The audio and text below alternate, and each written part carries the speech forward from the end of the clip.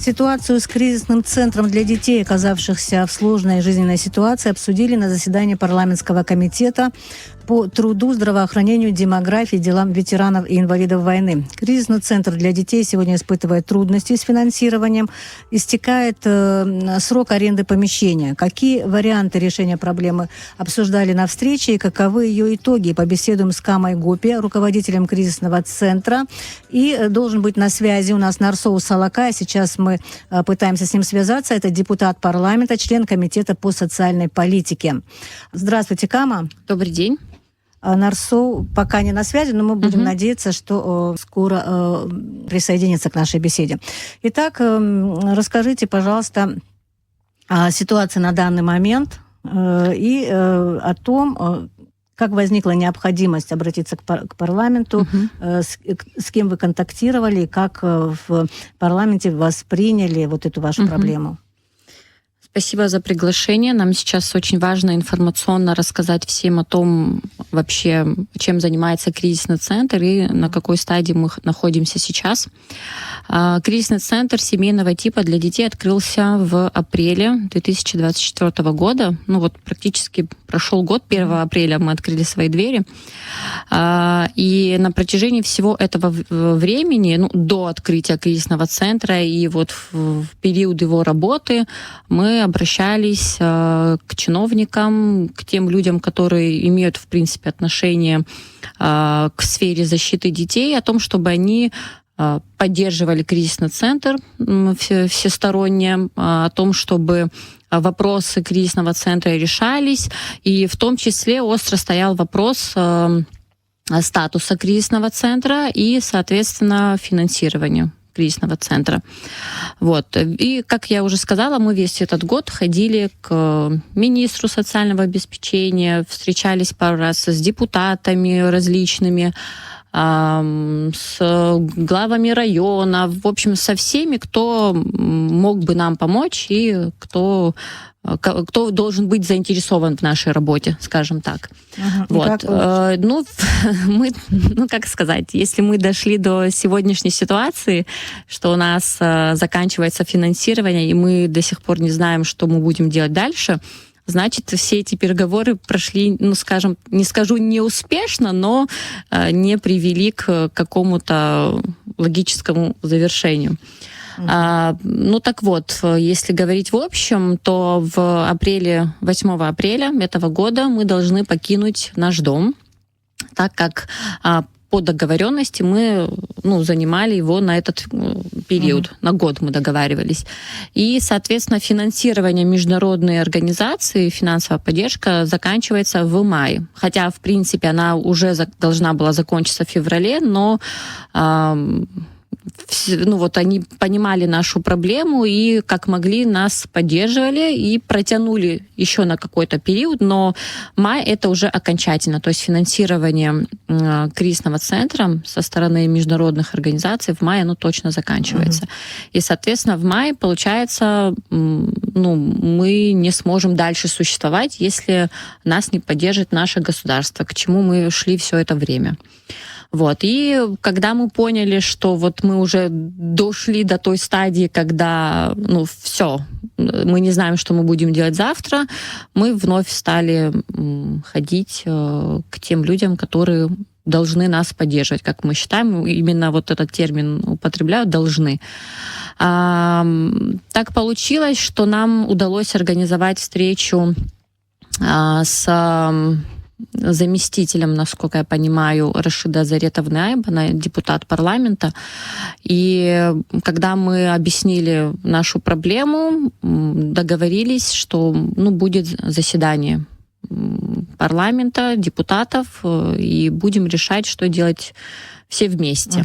Соответственно, получается, что на следующий день сразу все смогли собраться. Это те люди, которые нас в том числе поддерживают. Присутствовал Руслан Таифович Аджба, министр соцобеспечения, Мактина Джинджоля, уполномоченная, представители кризисного центра присутствовали, депутаты, соответственно, были, и также представитель Министерства внутренних дел Алина Витальевна Худякова. И вот мы все вместе решали, как нам дальше быть. Мгм.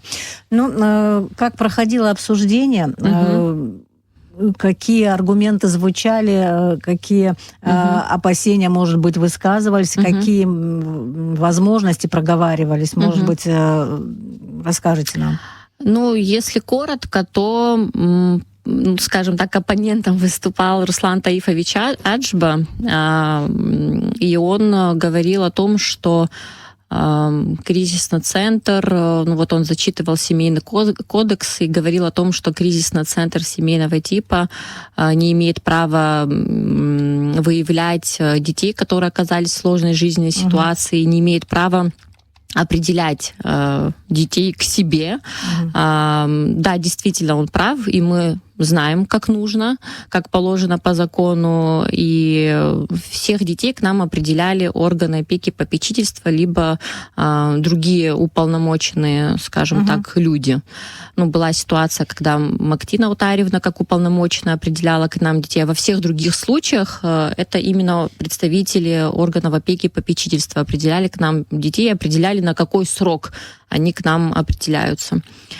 Вот. Ну, соответственно, мы как бы ему ответили, да, как это все происходит. Затем с его стороны были такие вот, ну, замечания технического характера к нам.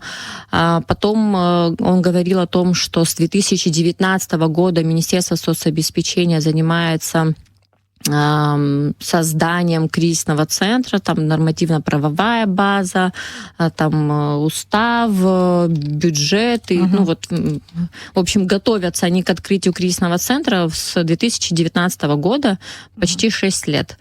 На самом деле мы считаем, что это очень много, вот, но сейчас не будем об этом, наверное, говорить. Ну, у нас получилось сделать силами частично государства и международной организации, и поэтому мы ставим такую задачу перед нашим государством, чтобы наш кризисный центр стал государственным. Мы ни в коем случае говорили об этом с самого начала. Мы не хотим, чтобы кризисный центр был там частным, моим или чьим-то еще, чтобы его поддерживала только исключительно международные организации. Мы как раз хотели, чтобы он был государственным, на государственном обеспечении, чтобы статус наш был государственным, потому что, ну, вот в связи с этим тоже возникают определенные сложности. Ну, не знаю, на самом деле все понимают, что кризисный центр нужен, что он есть необходимость в его работе, мы в помощь всем структурам, но как-то действий каких-то мы не заметили. Ну вот вы как раз рассказывали о том, что вы предполагали, что закончится финансирование, и уже обращались в разные структуры. Вот в период, когда вы уже задумывали сам проект, и он уже работал, я так понимаю, потом была пауза, и потом уже вы вновь обратились, так я понимаю? Нет, мы с самого первого дня, когда у нас возникла даже идея, что мы можем попробовать там подать проект, там был грантовый конкурс от международных организаций. Вот самая первая мысль наша была, что какая, конечно, наша цель, да, помимо того, что мы там детям будем помогать. Мы хотим, чтобы кризисный центр был государственным. Ну, как бы, мне кажется, этим все понятно, что там государственное обеспечение, статус, ну и все прочее, взаимодействие межведомственное, чтобы было налажено. И когда мы пришли к Александру Золотинсковичу Анкваб, тогда он был премьер-министром, мы ему это все озвучили, он нас понял, он нас услышал, поддержал, и, собственно, с его одобрения, скажем так, мы стали действовать дальше. То есть вот все-таки написали этот проект, выиграли грант и начали работать. То есть с самого начала всем и всегда мы говорили, что мы хотим иметь такой статус, что у нас ограниченный срок финансирования. То есть это не так, что вот мы вчера вдруг очнулись, ой, у нас деньги заканчиваются, там аренду, там надо дом освободить завтра. Мы с самого начала об этом говорили всем. Поэтому обвинять нас в том, что мы сейчас очнулись, это вот точно несправедливо. Нет, просто мне интересно было... Это не к вам, это к другим комментирующим. Да, просто интересно, действительно, когда что-то задумывается, люди рассчитывают на продолжение. Значит, они должны в перспективе рассчитывать, понимать, что и откуда будет им приходить для того, чтобы центр работал. Мы это прекрасно понимали и всем об этом говорили. Что касается непосредственно еще вот этой встречи, там были депутаты парламента.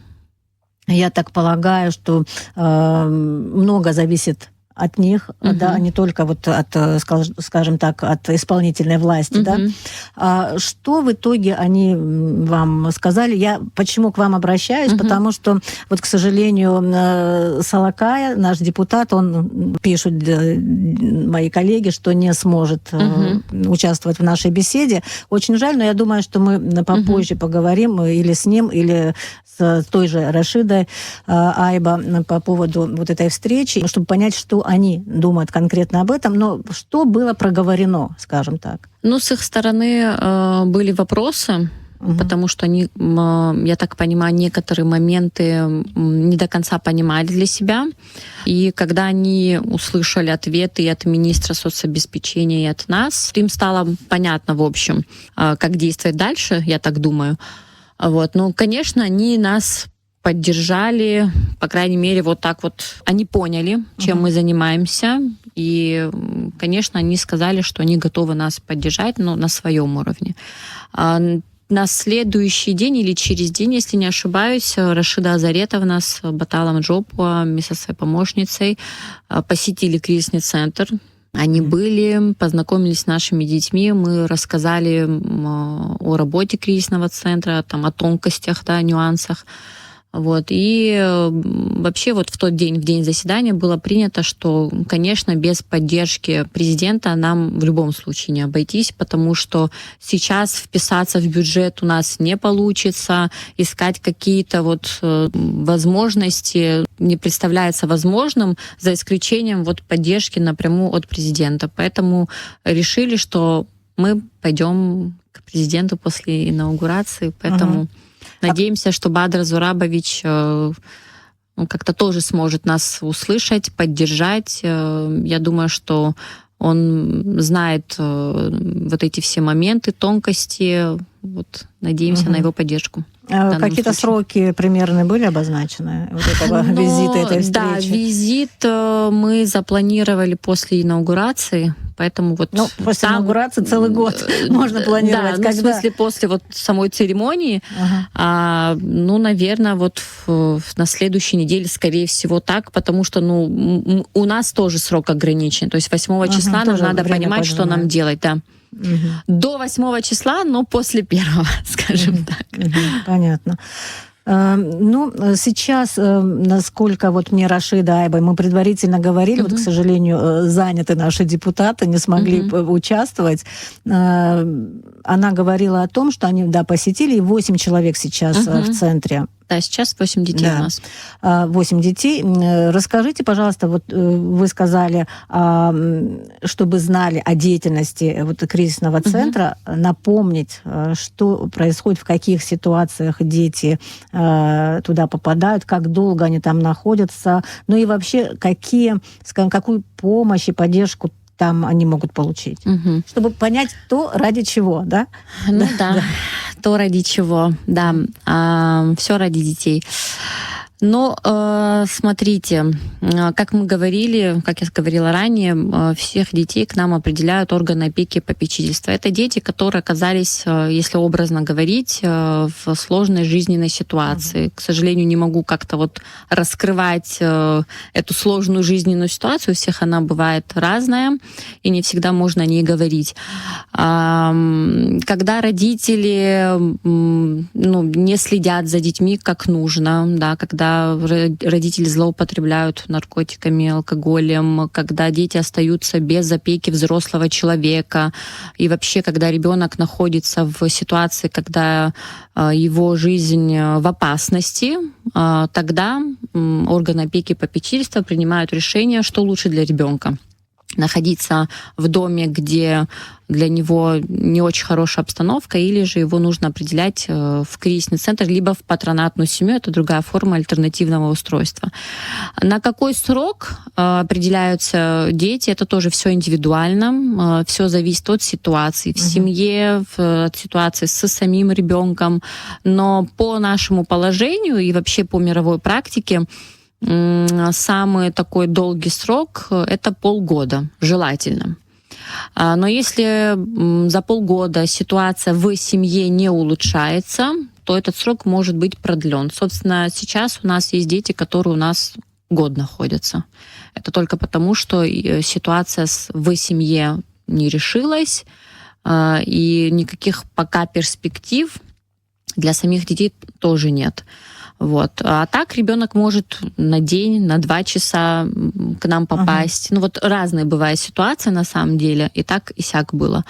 Вот. По поводу того, чем мы занимаемся с детьми, ну, сложно сказать вот так вот одной формулировкой. Мы живем, просто живем жизнь с этими детьми, с ними гуляем, с ними ходим на занятия, провожаем их в сад, провожаем их в школу, в доме, общаемся с ними, обедаем, не знаю, ну вот. Но там есть педагоги, психологи. Там есть педагоги, у нас на смене всегда 2 педагога, которые сменяют друг друга, у нас 3 смены получается.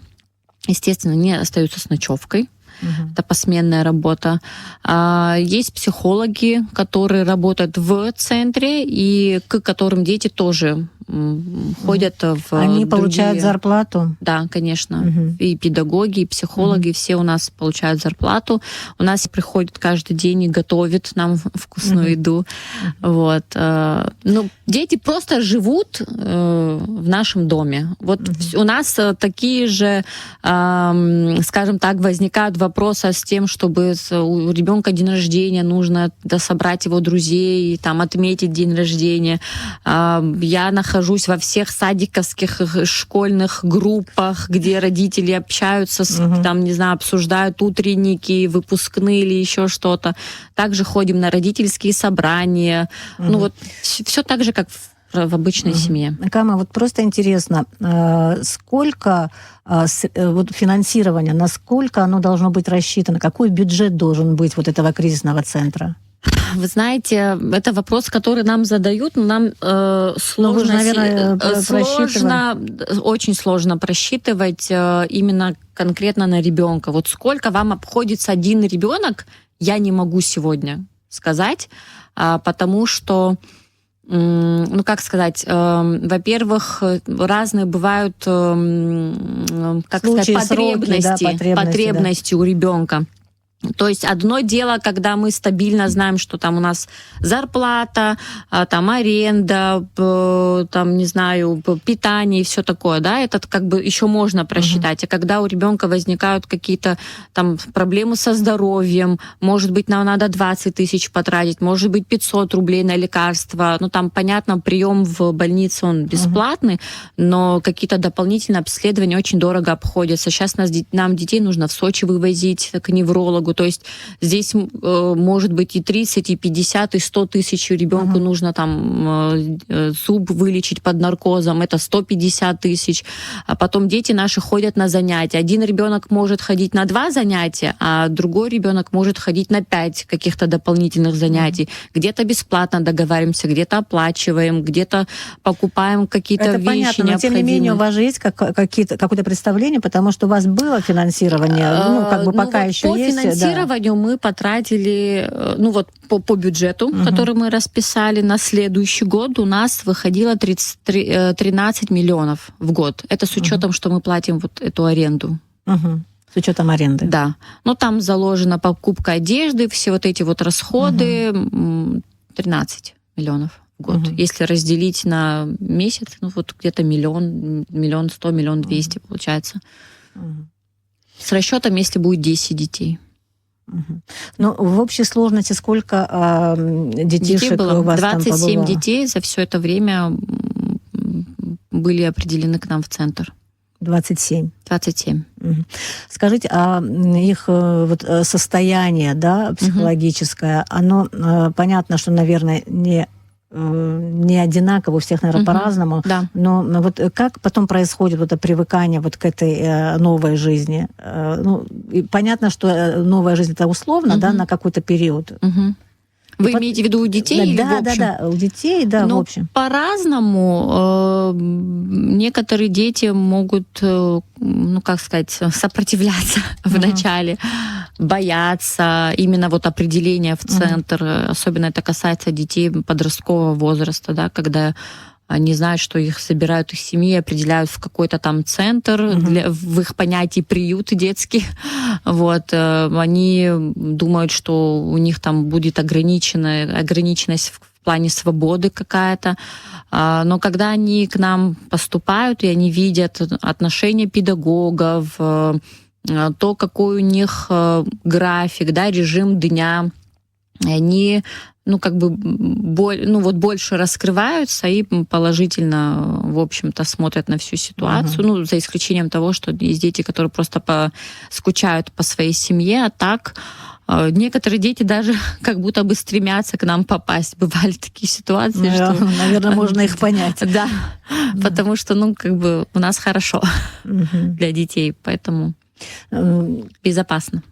Какой самый длительный срок пребывания был в вашем кризисном центре ребенка? До сих пор у нас дети есть, которые, получается, год у нас. То есть со времени открытия? Да. И пока непонятно, может быть, они еще у нас будут, к сожалению. Наша задача, чтобы каждый ребенок находился в семье. Мы не ставим перед собой задачу разлучить детей от родителей, нарушить какие-то семейные ценности. Мы наоборот, все за сохранение семьи. И если есть ситуации, когда можно что-то исправить, мы стараемся исправить. Мы даже наоборот иногда до последнего тянем, чтобы каких-то радикальных решений не принимать, что ограничиваем права детей в другую семью. Всегда даем шанс, получается, родителям улучшить жизнь свою и для своих детей. Вот, кстати, после того, как ребенок попадает в кризисный центр, его семья как-то активизируется в поисках или незаметно это для них проходит? А в поисках чего? В поисках ребенка, вернуть его, какие-то да, конечно. Во-первых, родители всегда знают, кто забрал, куда забрал и по какой причине это произошло. И да, родители бывают, некоторые бывало негативно очень воспринимали, с адвокатами приезжали, но когда они понимали, что мы это делаем не против них, а ради детей, ради семьи, хотя у определенных семей были свои сложности, да, то они как-то по-другому к нам начинают относиться, и наоборот, даже в некоторых случаях, я говорю, всем все удобно, дети в безопасности, они сытые, им тепло, родители как будто бы чуть-чуть расслабляются, но мы не даем им расслабляться на самом деле. Поэтому, да, бывают случаи, когда мы против того, чтобы родители виделись с детьми, то есть запрещаются посещения. Это если вредит психике ребенка, тогда запреты такие. Насколько безопасность пребывания детей, каких-то от внешних каких-то, скажем так, сил, да, обеспечивается у вас? Смотрите, на самом деле были рекомендации от Министерства внутренних дел после определенных событий в нашем центре, чтобы у нас охранник был, медсестра была в штате, но мы не просто так придумали, во-первых, мы не придумали, а применили к себе мировую практику именно такого формата кризисного центра. У нас нет охранника, и он не должен у нас быть. Но мы, конечно, защищаемся. У нас есть кнопка от вневедомственной охраны, которая молниеносно, скажем так, реагирует. У нас есть камеры слежения, установлены в центре и внутри, и снаружи. кнопка, наши педагоги всегда на чеку, мы все всегда на чеку, поэтому, ну, в общем-то, нам безопасно, пока извне не было ничего такого, что, ну, вот как-то вот нам стало страшно вдруг, и кто-то пострадал, скажем так. Как прошло общение депутатов и детей и вашего коллектива? Ну, очень эмоционально, да? Ну, по крайней мере, я могу так судить. Да, Рашида Азаретовна была тронута. Ну, естественно, невозможно как-то вот не отреагировать, скажем так, на то, кто у нас в центре, что происходит. Ну да, почти плакали, скажем так. Спасибо. Я надеюсь, что мы продолжим уже этот разговор, когда проблема будет решена. Да. Надеюсь, здесь будут и депутаты, может, и представители Собеса нашего. Я благодарю вас за интервью и напомню, что о том, как помочь кризисному центру для детей, который испытывает финансовые трудности, и каковы итоги заседания парламентского комитета по социальной политике, где обсуждалась эта тема, мы говорили с руководителем центра Камой Гопия. Спасибо большое. Спасибо. Такие были обстоятельства. Мы рассказали о них подробно.